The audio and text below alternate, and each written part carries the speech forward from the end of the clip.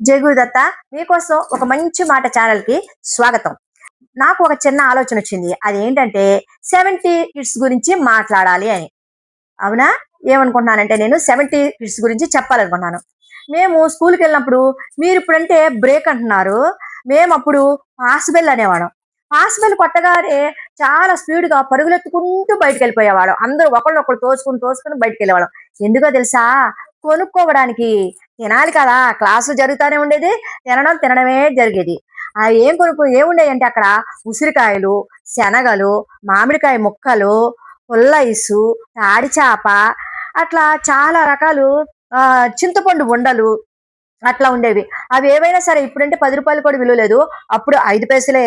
5 పైసల బిళ్ళ గాని, 10 పైసల బిళ్ళ గాని ఉండేవి. మాకు తెలిసి పావలాలు, రూ. 10 అనేవాళ్ళు గానీ, అవి మా దాకా ఎక్కువ వచ్చి అరగవు మరి. మాకు చిన్నప్పుడు అప్పుడు తెలిసింది 5 పైసలు, 10 పైసలు.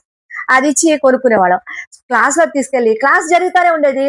మేము మాత్రం తింటానే ఉండేవాళ్ళం. పక్కనోళ్ళు ఎవరైనా అడిగితే చిన్న ముక్క తాడు చేపది చిన్నది తుంచి ఇచ్చేవాళ్ళం. అయిపోయింది నా దగ్గర ఎక్కడుంది అనేవాళ్ళం. కానీ మేము మాత్రం క్లాస్ అంతా తింటానే ఉండేవాళ్ళం. అవునా? అలా జరుగుతా ఉండేది మా చిన్నప్పుడు. మీలో ఎవరైనా సరే 70 కిడ్స్, 80 కిడ్స్ ఉంటే ఆళ్ళు పాస్ బెల్లులో ఏం కొనుక్కున్నారు? ఎలా గడిపారు? నాకు కామెంట్ చేయండి ప్లీజ్.